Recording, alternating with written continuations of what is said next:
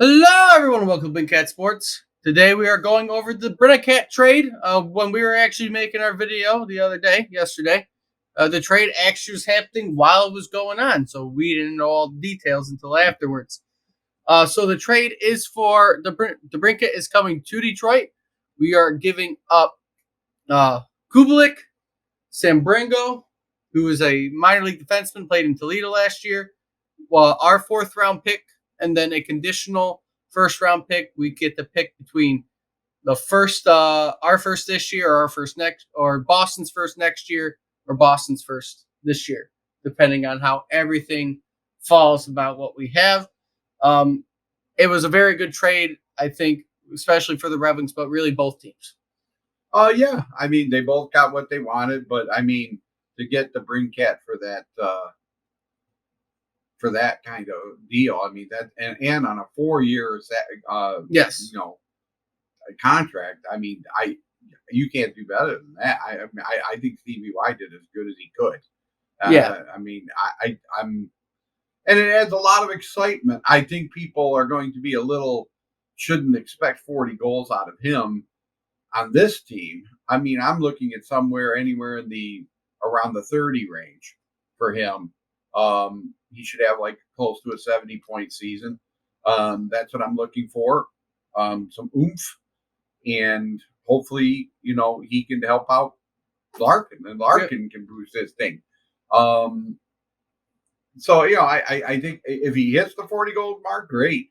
But he was playing on better lines when he made those things, when those stats. Yeah. So Well, I think he will be set up with a good line, regardless of who we put on the line. But you do have him for 4 years at $7.785 million a year, so less than Larkin, which is what Eisman wanted to do. But not a bad deal in the long run. You're not committed in the long run, but he will be here for a decent amount of time. yeah, And he might be here afterwards. No, I mean this is big. I think you have to expect the playoffs now. You have to. Well, even he was saying playoffs. He's expected. Eisman says he expects his team to be better. Oh so, yeah, I mean it's got to be. I certainly. You figure we were 12 points off the wild card pay, and certainly that's 6 wins. I think Debrincat and the other players that he picked up that more than should be 6 wins. Yeah, we should be in the mid 90s in points, and right there for a wild card team. I like from Ottawa's angle, Kubalik's a good player. Kubalik was right there almost with Debrincat last year, so it's not going to be that much of a difference for them, and they're not a team that really is goal as far as goals go. They're not worried about that. They got the offensive firepower. Yeah, if somehow you were able to keep Kubalik, I think that would have made your offense really, really good. But you had to give up something in the trade, right? Kind of going over what I think the lines might be. I'll give you one of my predictions. Let you go do yours, and then I'll give you my other one. I'm going to go with my one that does not have what I'm going to call the kid line on there. I kind of spread the young guys on each line. I have our first line as Raymond, Larkin, and Debrincat. Is a pretty decent first line. Right. It has a lot of speed on it, and it's not that bad. Your second line would be Perron, Kopp, and Comper. Third line, Sprong, Kostin, and Berggren. And then your fourth line being Fisher or Villano on the one side. Fabry as the center. I figured they might be trying to get him in there as some trade bait for the year. And then Rasmussen. Once I actually did that prediction, I realized you probably don't want Rasmussen on your fourth line. So I kind of made a second prediction with it. And then, of course, your defensive pairings, I think Sider and Wallman will be together like they were last year. I think you'll have Goss spare with Mata, and then Sherratt and Hall as your last defensive pairing. And, of course, Husso and Reimer as your goalies. I expect Husso to at least do about 50-55 games, and then Reimer to finish off the rest of those games for the season. Yeah. I had a few things that differ from you. Our defense is pretty much the same. I think that's pretty self-evident what they're going to do on defense. I would be surprised if they didn't do anything. But I had on our first line Sprong with Larkin and Debrincat. I think Sprong is going to be a heck of a player. He's tougher. He fights for the puck a little bit more. He can set up the other two. I just like him. I think I would. That's kind of a surprise, and um, so I would put him on the first line, and then on the second line I would put Cop at center and Comfer on left wing with Raymond. I think that would be a very productive line. You'd have two guys who are kind of tough and good at getting the puck, and Raymond's out there ready to, I think he could put in a good 25 goals this year. For the third line, I had Casper making the team and being the third line center. If you want to get him in there, I think they might have him in a year. I put left wing. I had Costin, our new guy, kind of tough guy to have on his line with him, and on his right, I put Perron. So Casper, Perron, and two veterans with Casper. I think that would be pretty cool, and I think that they would work well together. I had Rasmussen centering the last line. Yes, with Berggren and Fisher. Yeah.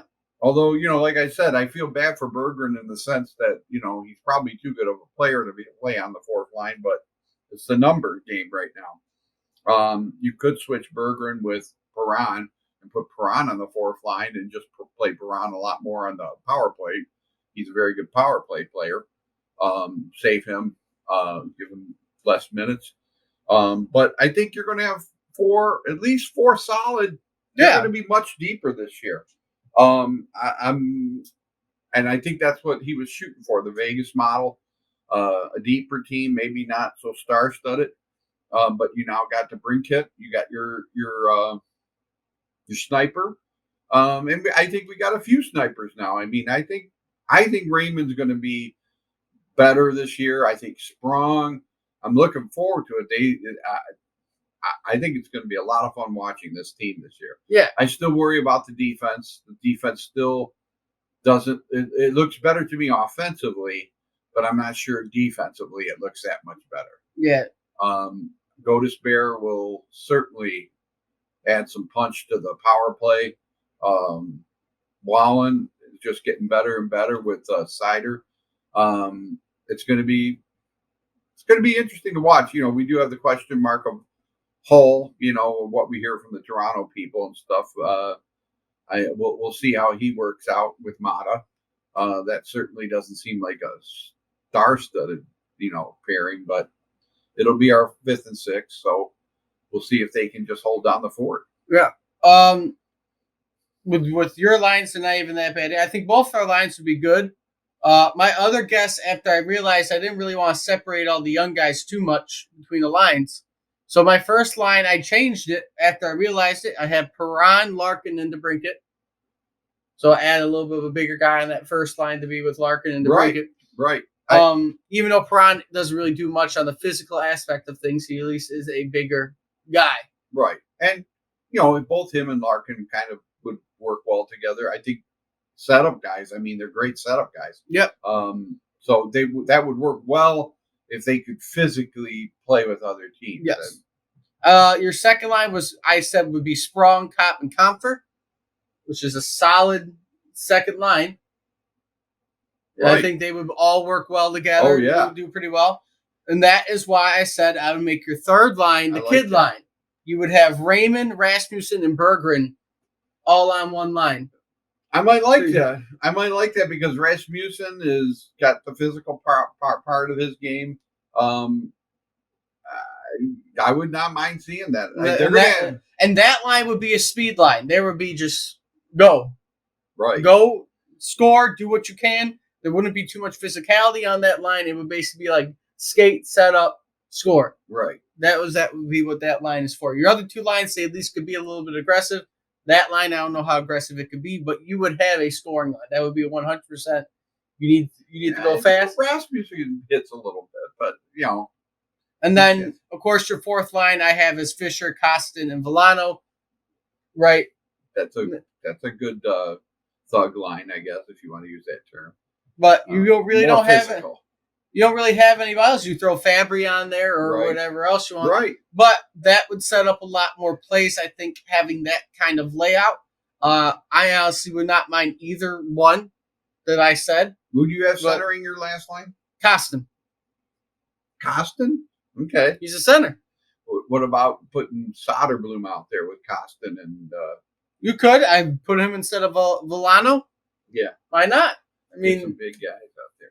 you could. Although he's a But- giant wuss, and he's got to learn to hit people. He's got to learn to play physical. What is it with these 6'5" guys, 6'6", and they just don't want to touch anybody? When they're younger, the coaches typically are going to tell them not to try and get into many fights to get hurt. They don't want them I don't hurt. want getting into They want fights. I want them blitzkrieging somebody. I want them knocking them on their butt. Wouldn't take much. The guy's bigger than hell. But That's what they need to do. I think you have a very good possibility to rotate a lot of guys. Your top line, I think you will be solid most of the way through, and then have your typical fourth line being a little less productive than everything else. But that's what your fourth line is. It's not supposed to be a productive line. It's supposed to be a defensive line. Right. So, but your defense does look better. Goaltending should be better. And I think overall you will be better this year. Cool. But that being, Before we go, quick analysis of what you think of what they're talking about as far as Patrick King. Would you pick a guy like him up? we could get Kane, but I really don't think you need him. Where are you going to put him? That's the problem. But You him and Unless you're planning on trading people for picks. you'd have a line of Patrick Kane, Larkin, and Debrincat. Unless you're trading people for picks, you have no room to sign any more offensive players. Exactly. Okay. You might be able to do something defensively, but even then, you're still you're full. So you don't really have anything to do. You got to trade people if you're going to add people. So, That being said, right, if you like what you saw, leave a like, comment, subscribe, do all that fun stuff, share the video. Until next time, hope to see everybody soon.